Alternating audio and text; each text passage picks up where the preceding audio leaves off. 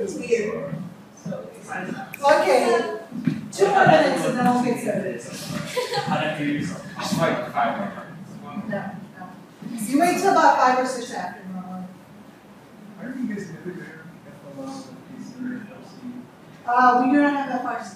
So we have 3 FLL teams, 2 FTC teams, and 1 junior FLL team. A little redhead running around with a sweatshirt. He's a junior FLL. Woodville, Washington, across the water. We're a community-based club, 4-H based. And how long have you been doing Me personally, Not I'm you Swerve. personally, Swerve. All this work, guys. this? We're all noobs. It's been at least 6 years, I believe. Wait, how old is Zach? Zach's in college. This is his 2nd year in college. So he'll be 20. Like 6. It's been 6 or 7 years. This is my 2nd year, actually. Last year I was a parent. Then we went to World and I drank Kool-Aid. I'm a cultivator.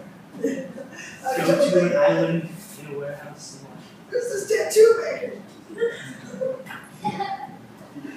Okay, well, let's get started. I'm sure people will show up, and lunch is brewing upstairs, I guess, so we want to make sure we It's get pizza, unfortunately. ABB, anything but pizza. That was the motto from last session. It's pretty funny. My name's Kimbory Ditto-Ehlert.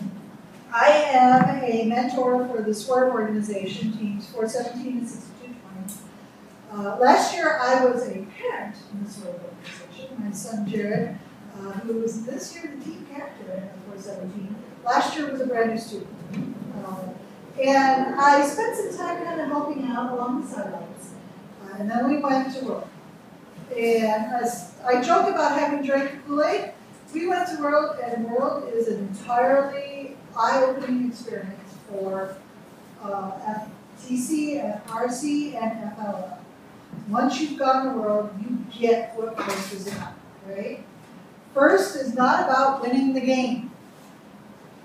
Okay? The entire purpose of the FIRST organization is to make sure that as students, you guys have the ability, the skill set, to go on to higher stuff, to things like STEM careers.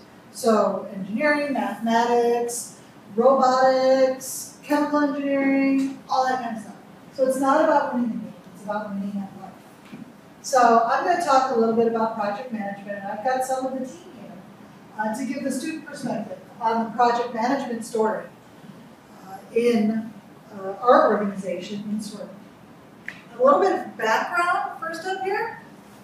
What is project management? Everybody should be familiar with the term, right? Does anybody here professional project manager, program manager? Yeah, you guys probably already know it, right? A project management is the discipline of planning, organizing, motivating, and controlling resources to achieve specific goals. So you need to define what the project is, what are the requirements of the project, who can work on the project, how much money do you have, things of that nature. The characteristics of a project, they're temporary. I did the bad thing and stepped in front of me. Sorry. Temporary, constrained, time-boxed, and they achieve specific goals or objectives. So that's all the official stuff about what project management is. Would you believe there's an entire group of people that do nothing but define what project management is for professional organizations? Believe it or not, yeah. That's a job. The students in the foreground here are not students. So that's the official stuff. What is time box? Time box means it has a beginning and it has an end. Projects do not go on indefinitely. You have an initiation and you have an end. So I'm going to reference FRC right now because FRC, the other robotics program, you are giving your project an ounce and then you have 6 weeks to create a robot and that's your end. At the end of that 6 weeks in FRC, you're done. You can't change the robot. You can't add comments. You can't add, if they break, you can fix it, but that's it. So that's what time boxes means. They're solidly time boxed. Here in Swerve, we're doing our time boxes a little bit differently. We did, however, throughout the 6 weeks they've done that. So today was the 6 weeks. Project begin, project end. We have 6 weeks to build a robot. We want you to have something functional by today to show and to help rookie teams develop their stuff. So I drank the Kool-Aid of project management at work. There was a team, FRC Team 93. They did a presentation about how they used project management in their FRC organization that pretty much totally sold me on it, right?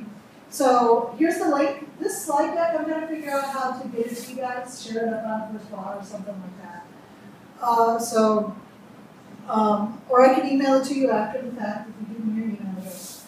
But this link will take you to their deck, and they explain in that deck, that slide presentation, what they did and why they did it and what the results were. So having sat through that and having been I am a project manager by trade, I decided to go ahead and throw it out to Swerve and see how it would fit, right? So we did a little bit looser implementation.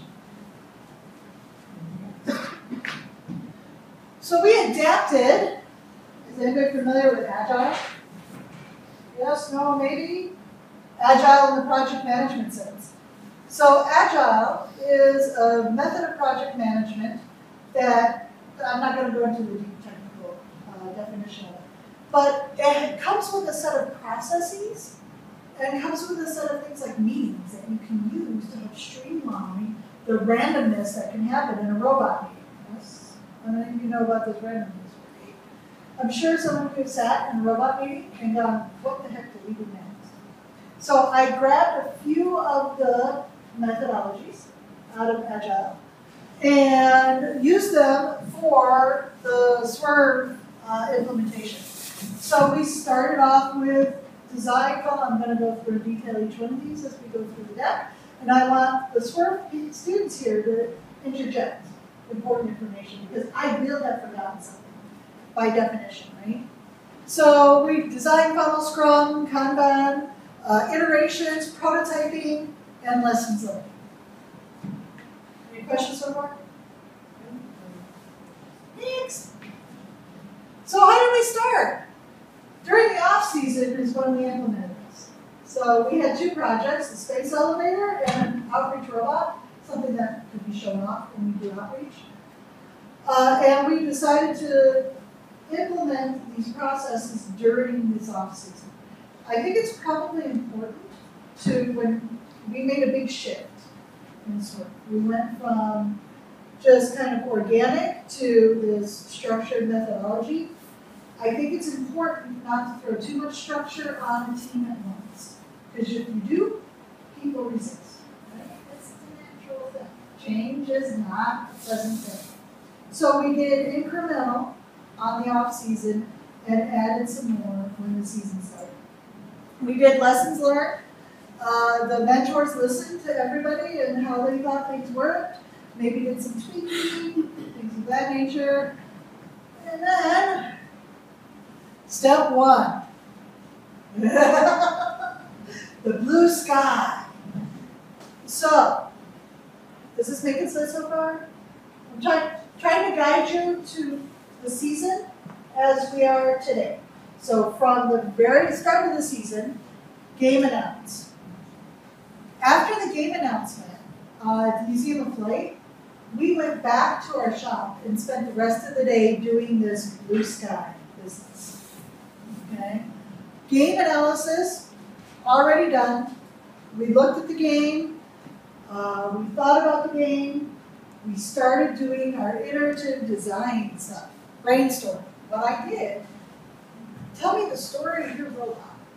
What do you want your robot to be? What's its goal in life? Do you want your robot to have personality? Do you want your robot to be speedy? Do you want your robot to be a massive point scorer? Do you want it to be fast? Do you want it to be reliable? What are the attributes of your robot? Tell me about your robot in your head. Brainstorming. Nobody gets to bash in anybody else's ideas. That's the key point about brainstorming. Everything's fair game, and we put these all on sticky notes, one thing per sticky note, we put them all over the wall. You should have seen the wall. It was awesome. We had so many great ideas. No ideas silly, no bashing. Notice the thing in all caps? Implementation is for later. This is the blue sky. What are we going to do? What can we be? Given that we have the world resources, what can we be? Okay. After we did all that, and actually I want to ask the team members here in front to contribute here. Did that feel weird doing that?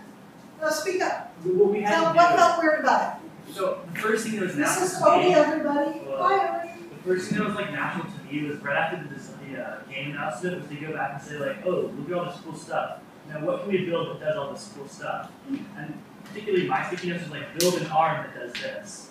But what we learned about in the design process is no, it's not about like build an arm that does this, it's be able to do this in some way, like be able to carry 4 cubes, not build an arm that can carry 4 cubes. You have to think about like, there's more than one way to carry 4 cubes. Yeah. There's more than one way to tackle each problem. That's something that you learn through categorizing and brainstorming. So it will feel weird.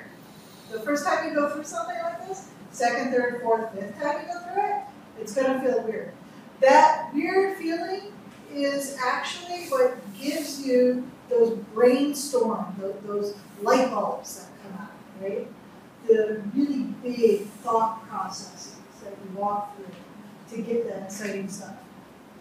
The next thing we did is we categorized. Went through each brainstorm idea and figured out what attribute was it about. So is it talking about the drivetrain? Is it talking about scoring? Is it talking about an arm, manipulation? Is it talking about general personality? Because there's design awards, right? Engineering design awards. That wicked cool robot up there that Mike's brought, that King School brought, I believe it won a design award. Because if you've ever seen, how many people saw that one last year? That arm was a thing of beauty, right? So each one of these brainstorm things has an attribute that it can go to. So we categorize those ideas, and then we voted. Every team member got 3 votes. Those votes, they could put all 3 on one idea because that's the most important thing for them. They could say, well, I like, and these are categories, not ideas. They could put all 3 on the software, say the software is the most important thing. They could put 2 on the software and 1 on the scoring mechanism. Software is important and scoring part of it is important. Yeah. What that gave us is a map of what the team as a whole felt was important. And this is one of the really tricky things when you have big personalities in a team. How do you make the team members that don't necessarily have the big voice, how do you make sure their thoughts and plans and desires are instantiated in the robot? And this type of brainstorm thing can help them. Because you're taking the desires of the entire team and aggregating them into this thought process. Any questions so far? Points that you guys want to add? No? We made like 6 categories for our robot. And instead of like focusing on like just like the software in general, Yeah. we focused on the phases of the game, like in-game, autonomous, the teleop phase and stuff. And we just basically with our group, we decided in-game and autonomous were most important. But it's just basically you can break it down to like game phases if you're not comfortable with like what like breaking down the software and design. It's like what you need to have for each game phase to go perfectly. And in my group, so The same thing as we're in different teams. But in my group, we had like different, we had design, we had software, we had a bunch of different things. And what we realized when we finished it and had it all out on this paper how much it means to us to have scoring or whatever, we noticed one of the really important, I think it was programming, wasn't, the programming It was the drivetrain. This drivetrain was on the bottom of our list. Yeah. And so, That was a difficult thing to reconcile too, if I remember correctly. yeah. Yeah, it was, people were struggling with that. So what happened was during this voting process, everybody thought software was awesome. And then there were a couple others that were second and third, but drivetrain had like 2 votes. So everything related to the drivetrain had 2 votes. What does that tell us? That the group prioritized other things over how they do it. Well, maybe they don't know what a drivetrain is. Drivetrain. Yeah. Yeah. So there's, you know what? Perfect. The important thing here, think about it for a minute. Scoring is unique. Software is unique because you have unique stuff to score, right? But the drivetrain, everybody needs a drivetrain, right? The robot's not going to move unless you have a drivetrain. So people said, you know what, we've got to build one anyway. Let's focus on the things that make our robot unique. This is my arm movement forward arm, right? Scoring arm. You should have figured that out yet. So that's what resulted there, was that the team, the collective consciousness of the team realized we really need to focus on the things that are unique to the robot. Drivetrain is less so, because we have to have one anyway. Any other questions, thoughts, comments? No? All right. Next. Task. Did I miss something on that previous slide? Design funnel. The output here is the bottom of the funnel. So we're taking blue sky and narrowing it down the funnel. The output is the design for the current iteration. So there's a lot of mechanics that happen after this. You then go into design conversations, right? And that's that whole mechanics thing. The next step, yeah, go ahead. So you mentioned design for the current iteration. Are you implying that you'll have a abbreviated version or your own for each iteration? Yes, I've been talking about iteration. That's a good catch there. And yeah, I'm on foreshadowing. This is a drama stage, right? So I'm foreshadowing a little bit. Ta-da! This is the state of 6220's task board as of Thursday. I'm all about last minute presentation coach. Slide deck? I need a slide deck? Darn. So step 3, task. What I did after realizing what we needed to get a little bit of structure into the build process, I went out to Home Depot, I grabbed some whiteboards about yay big, and got some tape and created a very basic task management system called a Kanban board. The Kanban board has 3 columns, the 4th one's my addition. You have things that need to be done, the to-do list, things that you're working on, and things that are done.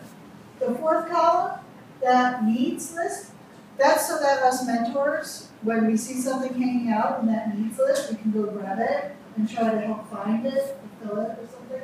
For instance, during the motor mounts. Yeah, motor mounts was on there for a while. During the preseason, there were they needed wheels for the outreach robot of a certain size, and it was there. I went to the Valley Village, found a bike that had wheels that had the size that they needed.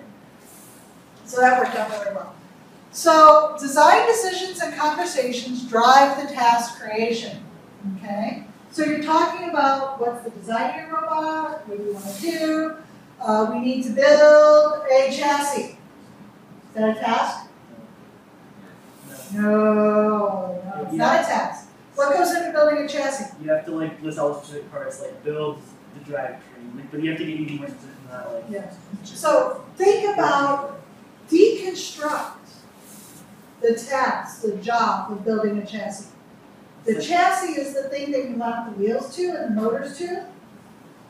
The stuff you put in is find motors. Yeah. Find motors. Get the motors, get the motor mounts, build the frame by putting the pieces together, build the wiring harness, and there's some tasks in there.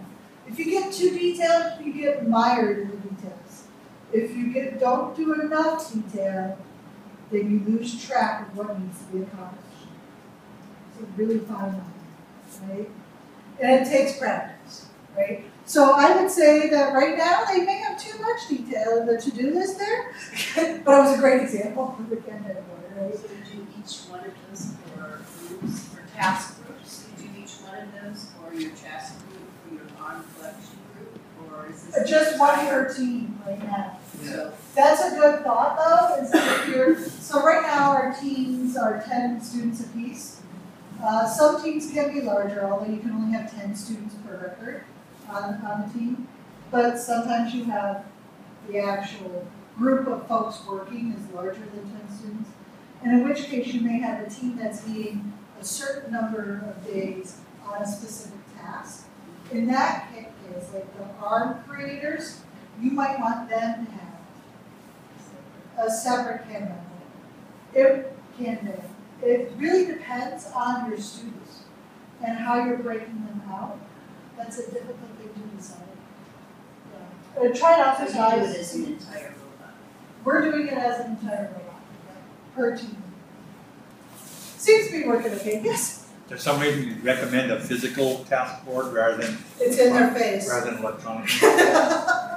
So we do the physical task board like this, the physical Kanban, because it's in their face. Because it's a daily reminder of what needs to be accomplished.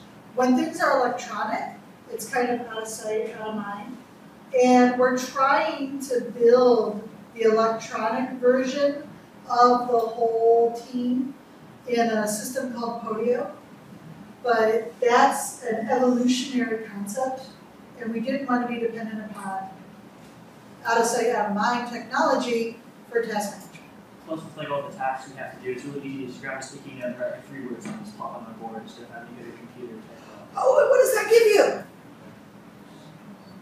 No? Engineering notebook fodder. Yeah. Relating to the session that was just in here. When you have that sticky note, I didn't put that on the slide, it's a great thing, thank you. When you have the sticky note with the task, and you grab the sticky note, you write your name on it, you write what you did, and put it in the working column. Those sticky notes can become engineering notebook fodder, the things that you're working on. It becomes a little bit easier for the folks working on the engineering notebook. They can walk up and say, I see what's working here, I need to go bother A, B, C, and D, right? Great one, thank you. Any other questions, additions, comments? No? Okay, Davis first. Students first. People don't really write on the Kanban board, Kanban board, that often, so you kind of have to yell at them to do it because it's just like the notebook. You just have to yell at them to do it. Do you have students run the board, or do you run The students ostensibly run the board. Every once in a while, we have to kickstart it. Mentors, yeah. And actually, this is a good role for folks that are doing the engineering notebook as well. Because Odie and Davis and Ella over here are the engineering notebook folks for the team. And they have to drive stuff. But every once in a while, mentors need to step in and kickstart it. And it's a natural process. This is a new skill. So, and this is a skill, by the way, I haven't emphasized this enough, that you will use in high school, that you will use in college, that you will use in graduate school, that you will use in life. Okay? definitely use it in the job, In any field, really. Because it helps you deconstruct things and be able to make it manageable. Yeah, the task management, project management in general. Being able to successfully manage a project from end to end, from start to finish, is a skill that you will need in college when you do papers, exams, essays, stuff like that. I'm not a mentor for the club to make them a winning team. I know that's shocking here. I think these guys have all heard me say it. Right? I'm a mentor so that when they go to college, they're successful. The side effect is that they win. But that's not my primary goal. I really, if they do great, great. Awesome. Okay, where are we now? That was Kanban. You're on slide 9. Yes. Scrum! Oh God.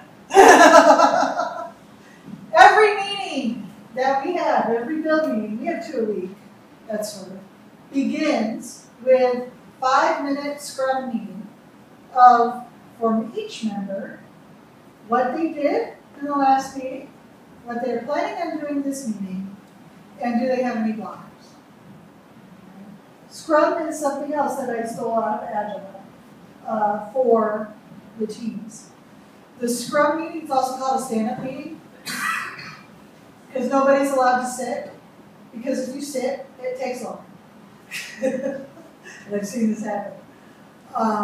So this Scrum meeting does 4 things. 4 things. Number 1, it helps drive things forward. Okay? But more importantly are the next 3. Remember, I'm not about winning the game, I'm about winning it life. So, it informs, form your partners on the team where you are with what you're working on. So status. Number 2, accountability. Odie's nodding. Odie knows this one. You're committing to everybody on your team what you're going to do. And they're going to hold you accountable. If you don't get the motors moving, and you said you were going to, next meeting, why aren't the motors moving? I didn't get the motors moving. I'm going to do that today. Okay? So there's a combination thing. And then, team. You're building the team feeling because you're constantly in communication. This is really important when you have a number of seniors that are graduating and you're bringing in new students to the organization. Okay? This is how you get them. These guys are all new to the org. Okay? This is how you get everybody talking and feeling to be a team. You're building trust with Scrum. That's the biggest thing that you're doing. Because you're committing to your partners that you're going to do something, and then they're going to hold you accountable for it. At least they should. That accountable thing, we're working on. Somebody really gets something done, then everybody else needs to say, you need to get this done. And another thing that Scrum goes like hand in hand with is like on the first meeting that we did like the sticky notes on the wall. We also got a whiteboard that had like a calendar of the months, like a September, October, November. Yes. And what is that called? Work schedule. Yeah, they gave us a deadline of the 20th. So every week we wrote like what we wanted to accomplish that week. Like test code was like this past weekend. It was like design element manipulator and everything. Yeah. And writing a schedule and doing Scrum is like really helpful because with Scrum, the schedule you can focus on the topics, and then doing Scrum like what needs to be done in each meeting to make that topic like complete. You need to create like an element manipulator or test code or electrical.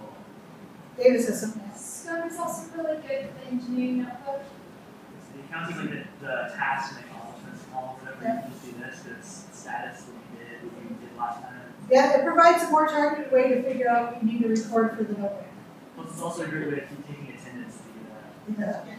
And then Scrum is also useful if one team member doesn't know how to do this and it's stopping them to complete, they would have another team member help them and learn how to complete the task. Yeah, well, that's totally awesome. Yeah. I forgot to add that to the slide too. Thank you. This is a no. So Anella was the one that came up to me and asked for the work back schedule. And I went, really? You want a work back schedule? Awesome. Because, I'm project manager and all about them. So what we did is we chose a deadline, and today was the deadline. And we figured out how long it was going to take to test software. And in order to test software, we had to have a working robot. And in order to have a working robot, we needed to do build, wiring, design, prototyping, all that kind of fun stuff, right? So we created that work back schedule for them to be able to work toward that. The teams had big success with it.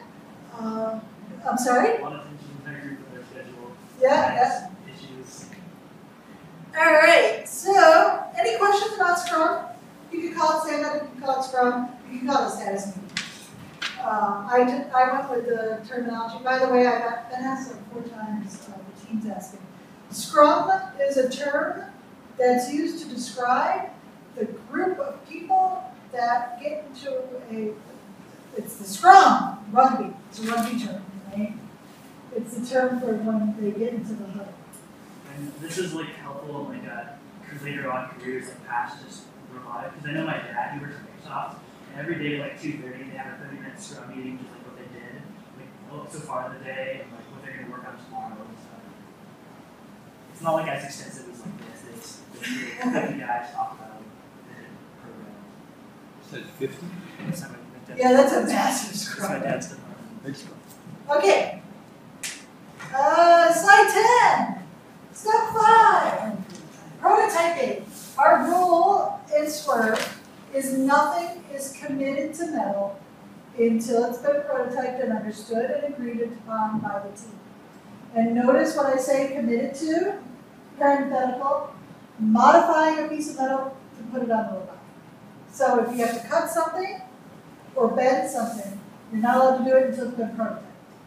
If we have a piece that already fits, you still have to prototype, but you can prototype it now. Make sense? We don't want to waste resources for something that's not going to work. Prototyping is a very important step. Don't build until you know it's going to work. You can build a robot. Anybody can build a robot in 6 weeks, right? But will it work? Yeah. So, test. That's the current prototype. This prototype's actually here today. That was Thursday night. That arm is upstairs in the gym right now. They had metal. Yes? So that means you guys build a prototype and then you build it again as your final robot? Iterate. Thank you.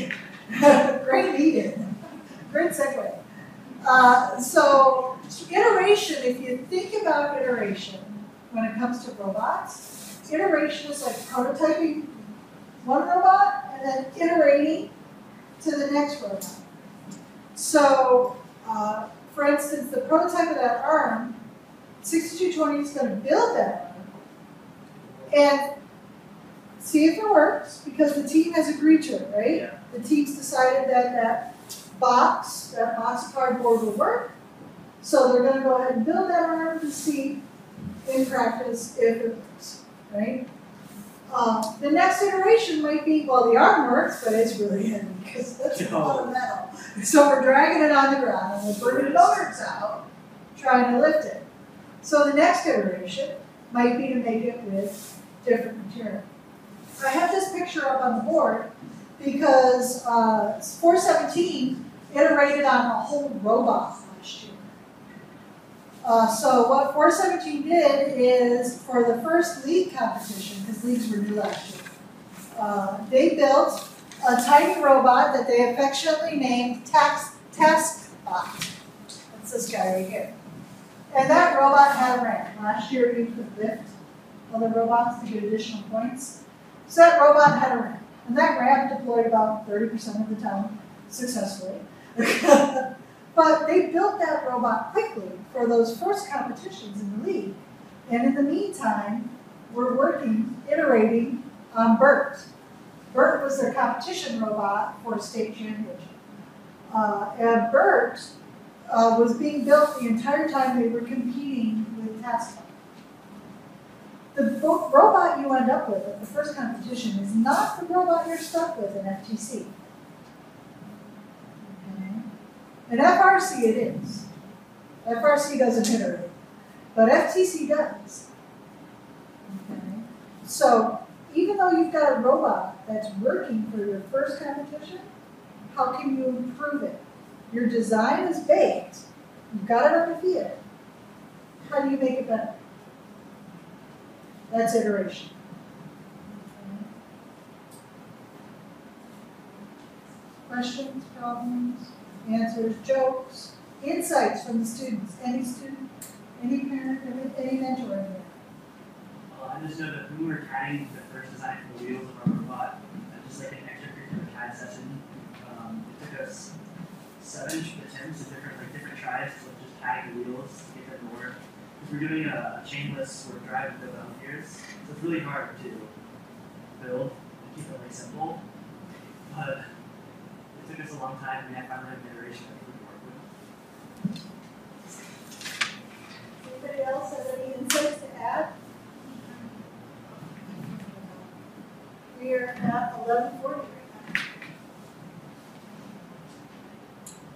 So you said these guys are first year into this FTC? All 4 of these are first year FTC. So how did you And Ella find? did FRC. Oh, you did the FRC last year. Okay. So that's- How did you find these things? Was it easy for you? Was it natural, or was it? Yes, guys. I love this because our FRC team last year was also a rookie, and we had no organization at all. So, like our FRC robot got built literally 4 meetings before the actual competition. So with this, the project management, it's so much easier to build along instead of being rushed. And like we really pulled 4 all-nighters to get that done. So with this, you have more time, changes, and what really works for your team, especially like driving. We didn't drive it until the first competition. So this one you get to actually practice, and it really helps with I'd like to second that.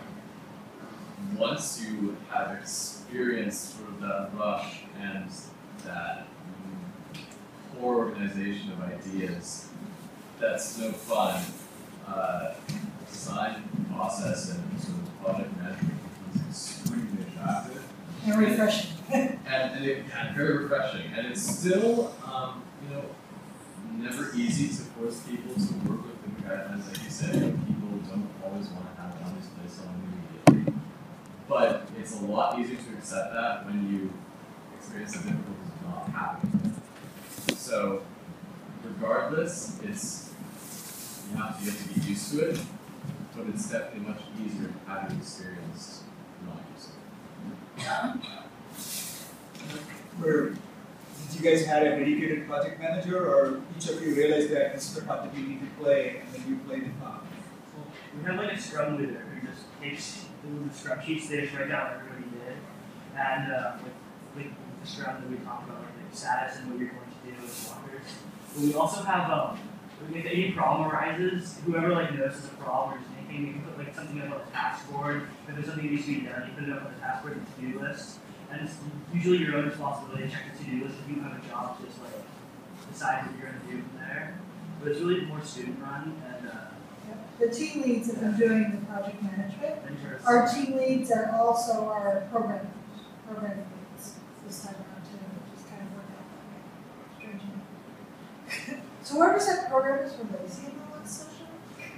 Not our programmers. Is that? I think a few people mentioned that program. At least in our experience, our programmers were lazy. I'm not sure. I'm not speaking for all programmers. Yes, It's just most a good portion on my team last year. Alec, you're not lazy. Little do you know. Yeah, I think what you're getting at is that our programmers this year have yet to experience project management, and so their time is always the most effective. For us, a lot of the project management is student run, and the supervisors, the mentors could do better with their influence on project management. So if you're not used to it, like some of our recent programmers, it's difficult for them to. So thinking about it, I guess I'm the lead project manager on both teams because I'm driving the process into the 2 teams. But there's another mentor who is also driving project management into both teams as well. But I'm the one that's driving project management. Brian, the other mentor. He's actually the mentor of mentor. I'm just kind of a tag along. Anything else? Questions? And additions? So I didn't I didn't charter this. This is not something that I created out of thin air. I totally have adapted what FRC 93 did to our situation. That's why I put the link to their presentation up front. Because they presented it at World and I saw the light. I'm like, holy cow, this is what I have to do for Swerve so that we don't end up a crazy hot mess going to work. Because really it was like, what do we bring? How do I bring that? Yeah. So that's what I've done. I took some standard agile stuff, some standard project management stuff from 93 and mashed it together. That seems to be working. 2 teams, 417 and 6220. Both FTC. This idea came to me from a presentation or from FRC, Team 93. Is this presentation itself available somewhere? This one, Yeah. not yet. I gotta figure out where to host it. But the FRC team, Team 93, they have a presentation about how they did project management. That's available at this one. Yeah. If you post it, you guys have a website for Swerve. Believe we do. Yeah. So what I want to if do you is post get it a there- link on First Walk to where we've got this hosted, or put this on First Walk. That's what I'm thinking. But I still have to do it. Like I said, Thursday evening I was creating a slide deck. Last minute slide deck in with me, because you know slides are unimportant. It's all about getting the work done. So. Stop putting it live. Well, PowerPoint's not about it. But project management is. It's not. Have you guys ever seen PowerPoint Ranger? Oh, it's hilarious. It's like the U.S. Army Ranger oath, but it's about PowerPoint. It's so funny. I think what I get the idea that you're trying to teach us is that these are not just robotic, but you can implement that everywhere. It doesn't have to be Working on your engineering. master's thesis.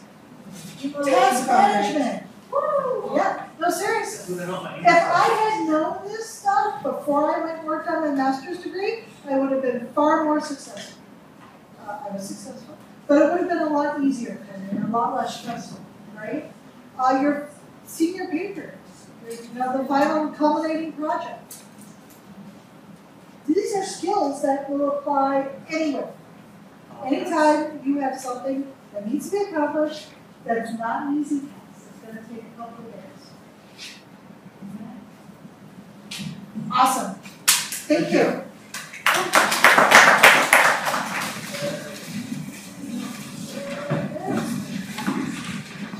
Swipe forward.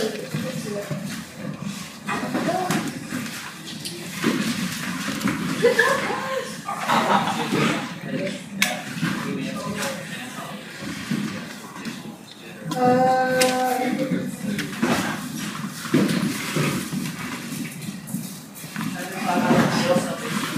That's not right.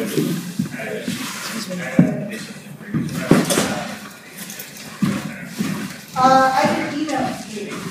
Because right now I don't have,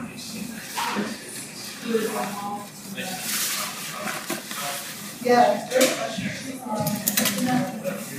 Yeah, I did our efforts. What's With was there a? Yeah. There was? Yeah, this is, they're also. No, there was one that's. How did, which solution actually? we're a community, so we just meet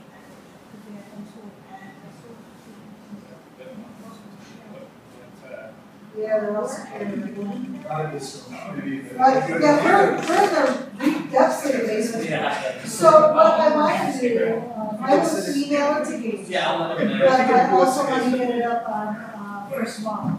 Yeah, it'd be great, but if we send it to Gabe, hopefully he can. Thanks.